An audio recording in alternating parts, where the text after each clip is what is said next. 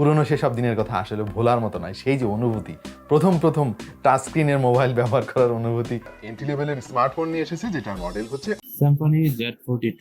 আজকে আমাদের দায়িত্ব এই ফোনটার ভালো মন্দ খুঁটিনাটি সবকিছু আপনাদের সামনে প্রকাশ করব। চলুন এই ফোনের বাহ্যিক গঠন এবং ডিজাইন সম্পর্কে কিছু বিস্তারিত বর্ণনা করা যাক। ফোনের বাঁদিকে রয়েছে সিম কার্ড এবং মেমোরি কার্ড স্লট। নিচের দিকে প্রথমেই পেয়ে যাবেন 3.5 মিলিমিটার হেডফোন জ্যাক, তারপরে রয়েছে এর মেইন মাইক্রোফোন, তারপর লাউড স্পিকার গ্রিল। একটা ব্যাপার আমার কাছে খুবই পজিটিভ লেগেছে, এন্ট্রি লেভেলের ফোনগুলোতে সাধারণত দেখা যায় যে লাউড স্পিকার গ্রিলটা পেছনে ইমপ্লিমেন্ট করা হয়, যার ফলে ফ্ল্যাট সারফেসে ফোন রাখলে সাউন্ড 50% মতো কমে যায়, রিংটোন ঠিক মতো শোনা যায় না।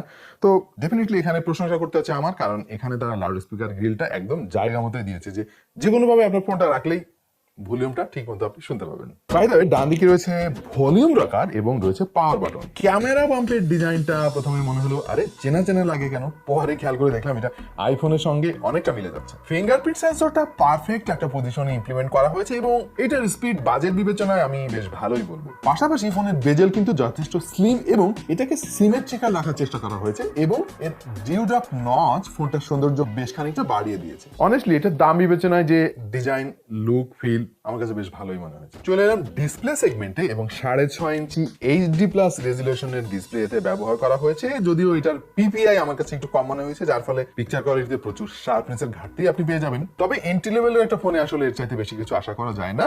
ইনডোর কন্ডিশনে এটার ব্রাইটনেস নিয়ে তেমন কোনো ইস্যু না থাকলেও বাইরে যখন আপনি ডিরেক্ট সানলাইটের মধ্যে এটাকে ব্যবহার করবেন তখন একটু স্ট্রাগল করতে হবে আপনাকে। তারপরেও কালারগুলো কিন্তু বেশ পাঞ্চি মনে হয়েছে আমার কাছে এবং অলমোস্ট ন্যাচারাল কালার আপনি পেয়ে যাবেন এর কাছ থেকে। আর ভিউইং অ্যাঙ্গেল নিয়ে তেমন কোনো কমপ্লেন নাই, IPS ডিসপ্লে হয়, যে কোনো অ্যাঙ্গেল থেকে বেশ ভালোই উপভোগ করতে পারবেন। সো বাজেটের কথা চিন্তা করলে এর ডিসপ্লে আমার কাছে ঠিকঠাকই মনে হয়েছে এবং এর র্যাম আছে 3GB, রম 32GB। এটা ঠিকঠাকই আছে, কারণ ফোনের বাজেটটা আপনাকে মাথায় রাখতে হবে। এই বাজেটে 3GB এবং 32GB আসলে এক্সপেক্টেড। আপনি চাইলে কিন্তু এটা ডেডিকেটেড মেমোরি কার্ড স্লট ব্যবহার করে 256GB পর্যন্ত বাড়াতে পারবেন। বাট 256GB একটা মেমোরি কার্ডের দাম এই ফোনটার দামের চাইতেও বেশি। চলে এলাম ক্যামেরা সেগমেন্টে। এর পেছনে ট্রিপল ক্যামেরা সেটআপ, যার মেইন সেন্সরটি হচ্ছে 13 মেগাপিক্সেলের এবং সামনে ডিউড্রপ আকারে 8 মেগাপিক্সেলের একটা সেলফি ক্যামেরা ইমপ্লিমেন্ট করা হয়েছে। আর টু বি অনেস্ট, এটার ছবির কোয়ালিটি এভারেজ।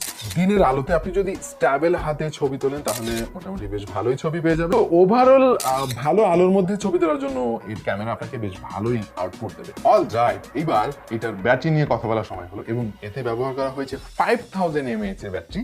আর তবে আপনি যদি হেভি ইউজার হন তারপরেও কিন্তু এই ফোনটা একদিন খুব ভালোভাবে আপনাকে ব্যাকআপ দেবে, আর যদি নর্মাল ইউজার হন তাহলে 2 দিন অনায়াসের কাছ থেকে ব্যাকআপ পেয়ে যাবেন। সো ব্যাটারি নিয়ে আমি কিন্তু সন্তুষ্ট।